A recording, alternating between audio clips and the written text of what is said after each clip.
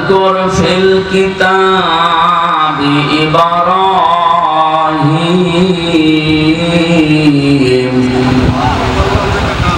واذكر في الكتاب إبراهيم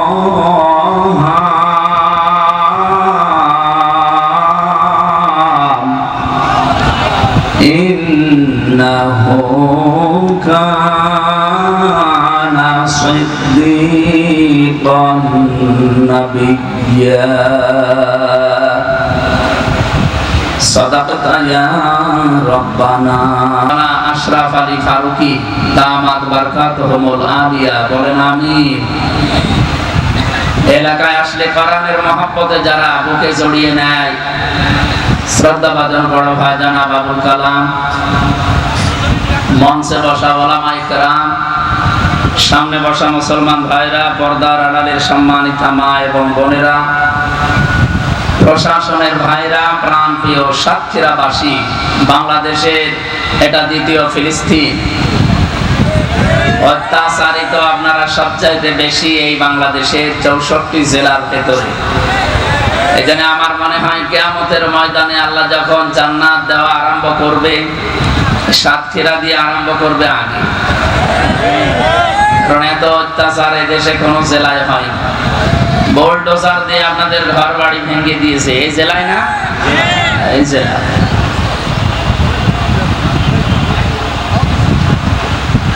অনেকেই মনে করে যে যারা জালেম এদের সম্পর্কে মনে হয় আল্লাহ কোনো খোঁজ খবর রাখে। কোরআনে কারিমে আল্লাহ জানিয়েছেন, আলা তাহসাবান্নাল্লাহা গাফিলান আম্মা ইয়ামালুস যালিমুন ইন্নামা ইউআখিরুহুম লিয়াউমিন তাশখাসু ফীহিল আবসার। সূরা ইব্রাহিমের 42 নম্বর আয়াতে আল্লাহ বলেন, হে নবী আপনি কি মনে আছে পুরা থানা মিলে, সুতরাং ওনারা আরো কাজ কারবার আছে, চলে যাবে, দোয়া চাওয়ার জন্য এসেছে, মন থেকে দোয়া করছি আল্লাহ রাফানা।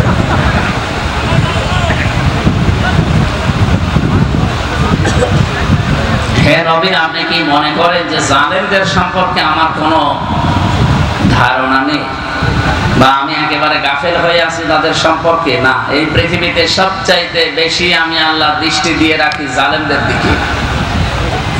মাজলুম যারা, হাদিস হচ্ছে ইত্তাকি দাওয়াতাল মাজলুম ফাইন্নাহা লাইসা বাইনাহু ওয়া বাইনাল্লাহি হিজাব, মুসলিম শরীফের হাদিস। নবীজি বলেন পৃথিবীর মানুষেরা আর যাই করো, মাজলুমের বরদোয়াকে ভয় করো, কারণ সে যদি বরদোয়া দেয় আর আল্লাহর আরশের মাঝে পর্দা থাকে না, সরাসরি কবুল হয়ে যায়। আমরা সাদ্দাদের নাম শুনেছি, শুনেছেন না? দেখেছেন কোনদিন? না। এই পৃথিবীতে আজরাইল ফেরেশতা যত মানুষের জান কবজ করেছে, ও 2 বার কেটে ফেলেছিল জান কবজ করতে গিয়ে, আর 2 বারই এই সাদ্দাদের ব্যাপার। যখন সে জন্মগ্রহণ করেন পানির ভেতরে সাগরে ভাসছিল, ওই সময় তার মার জান কবজ করেছিল আজরাইল। এই মহাসাগরে থই থই পানি চারিদিকে, একটা কাঠের উপরে বাচ্চাটা ভাসতেছে, ওই অবস্থায় মাকে আল্লাহ বিদায় করে দিলেন। আজরাইল বলেন যে আমি এই দিন কেঁদে ফেলেছিলাম যে এ কি এরকম সিদ্ধান্ত। দ্বিতীয়, ও যখন জান্নাত বানিয়ে উদ্বোধন করবে, 22 বছর একাধারে শ্রম দিয়ে জান্নাতটা বানিয়েছে, 20,000 শ্রমিক কাজে লাগিয়েছে। আপনি চিন্তা করেন 22টা বছর একটা জিনিস বানাচ্ছে, 20,000 মানুষকে কাজে লাগিয়েছে। তার নিজের আয়ত্তে যত সোনা রূপা ছিল তার দেশে সব সেখানে কাজে লাগিয়েছে, এমন সুন্দর করে মন মতো বানিয়েছে। হযরত হুদ আলাইহিস সালামের কাহিনী এটা। নবী হুদ থেকে যা যা শুনেছে জান্নাতের বর্ণনা ঠিক ওইভাবে বানিয়েছে। সব তো আর কমপ্লিট করা সম্ভব না, কারণ জান্নাত আল্লাহ এমন ভাবে বানিয়েছে যেটা মানুষের চোখে কোনোদিন দেখে নাই, কোনোদিন কানেও শোনে না, এমনকি মানুষের হৃদয়ে কোনোদিনের কল্পনা উদয় হয় না, এমন করে আল্লাহ বানিয়েছে। 100 ভাগ বানাতে পারেনি, অন্তত বানিয়েছি। যেদিন উদ্বোধন করবে ওই দিন আর সময় দেয়নি আজরাইল। আজরাইল বলেন আমি ওই দিন কেঁদে ফেলেছিলাম যে এত শখের জান্নাত, আল্লাহ বলেন যে না, একে উদ্বোধন পর্যন্ত না, ওর চৌকাঠ পর্যন্ত যেন পা না লাগে। আমি তাফসীরে ফি জিলালিল কোরআনে টিকাই পড়েছিলাম, তাবারির ভেতরেও আছে। এখানে 7টা কারণ লেখা আছে। আমার ওইগুলো উদ্দেশ্য না, আমার একটা শিক্ষা বের করার উদ্দেশ্য। এই সাদ্দাদ নামে লোকটা তার এত শখের জান্নাত পরিভ্রমণ করা, বসবাস করা, দেখা তো দূরের কথা, এই জান্নাতের চৌকাঠ পর্যন্ত স্পর্শ করার আগেই বিদায় নিয়েছে দুনিয়া থেকে। এই 7 কারণের ভেতরে একটা কারণ ও যখন জান্নাত তৈরি করে এলাকায় যেখানে যে সোনা রূপা পাওয়া যায় সব জোর করে নিয়ে আসছিল, কেড়ে যা ভাবছে ভাবেই হোক। একটা বিধবা মহিলা, এতিম, মা বাবা নেই, স্বামীও মারা গেছে, তার কাছে 1 টুকরা সোনা ছিল। ওর যে সৈন্য সামর্থ্য আছে, লোকজন যে বলছে স্বর্ণ দেন, জান্নাত বানানো হবে বাদশার স্বপ্ন পূরণ করতে। ও বলছে আমার এই শেষ সম্বলটুকু নেবেন না, আমার স্বামী নেই, মা বাবা নেই, এইটাই আমার জীবনের সম্বল। ওরা তখন জোর করে ওর কাছ থেকে কেড়ে নেয়, বলে না, বাদশার স্বপ্ন পূরণ করতে কারো দিকে তাকানো হবে না।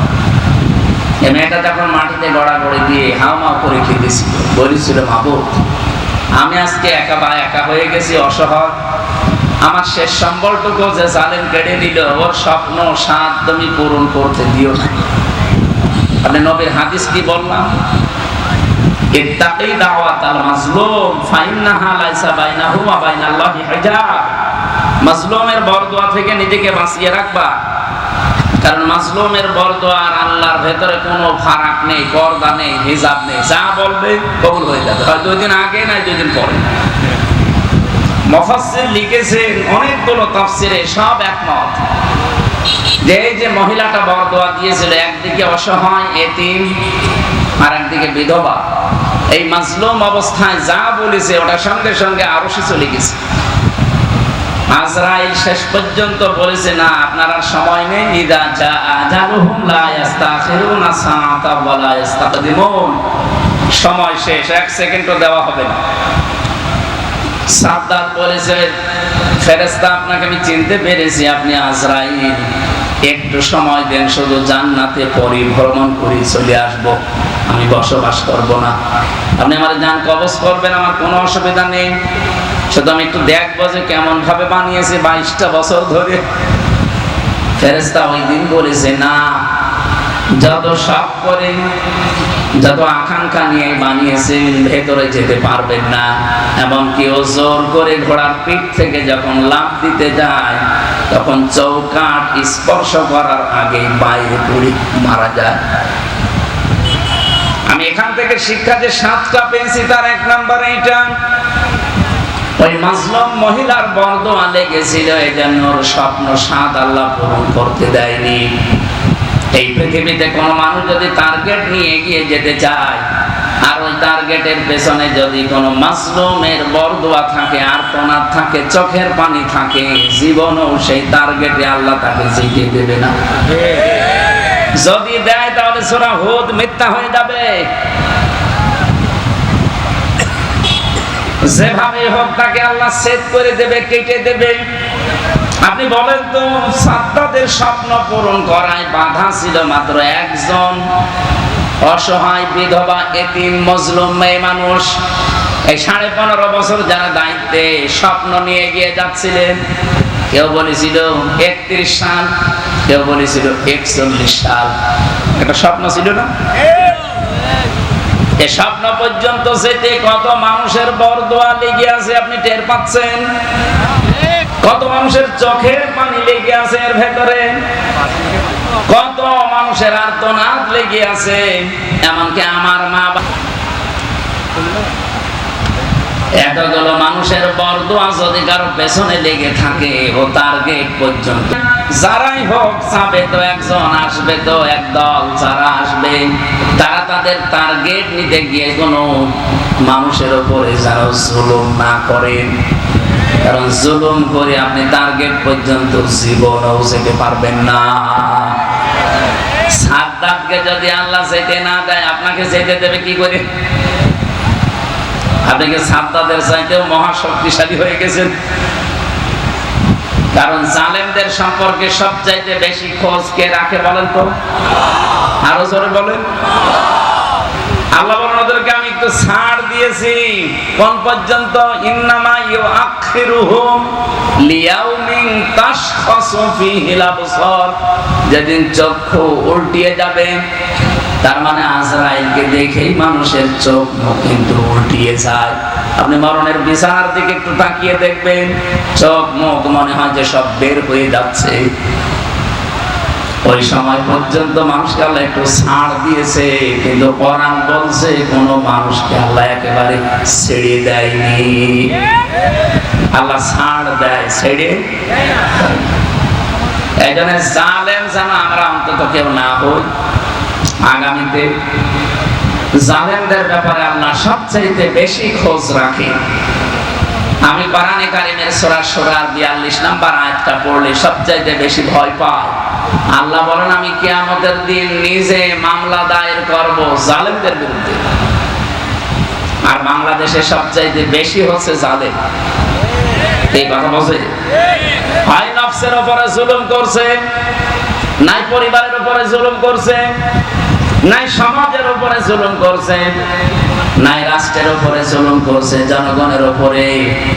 আপনি তাকান, যে কোনো এক ধাপে এক শ্রেণীতে আপনি পড়ে যাবেন। সুতরাং আমরা যেন জালেম না হয়। জালেমরা টার্গেট কার? আরো জোরে বলেন। ইন্নামাস সাবিলু আলাল্লাযীনা ইয়াযলিমুনা নাস। আল্লাহ বলেন আমি নিজে মামলা দেব জালেমদের বিরুদ্ধে।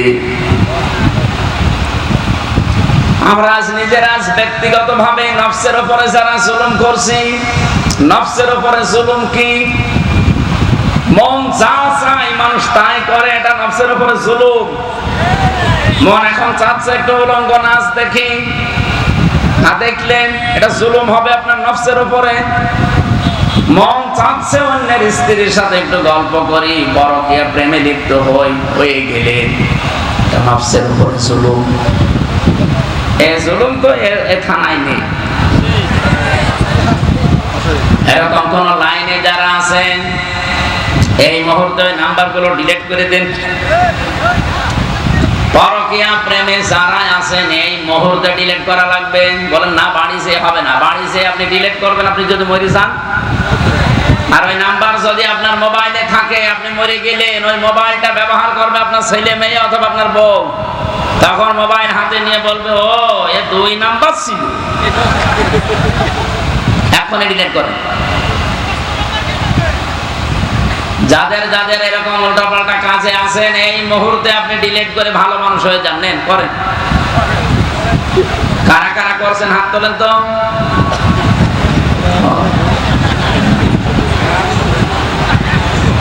আমার ভাইরা, আমাদের এই জুলুম থেকে নিজেকে বাঁচানো লাগবে। বিশেষ করে নফসের উপরে জুলুমটা মারাত্মক, এরপরে পরিবারের উপরে, সমাজের উপরে, জনগণের উপরে। যে যেখানে দায়িত্বে আছেন ওই জায়গাতে যেন অন্তত জুলুম করবেন না। আল্লাহ আমি সহ যারা এখানে এসেছি প্রত্যেককে যেন বাঁচিয়ে। গরমে এখন তাফসীর মাহফিল, ওয়াজ মাহফিলের সিজন না, এটা সিজন থাকে শীতকালে, যেহেতু ওই সময় পাওয়া যায়নি আপনাদের।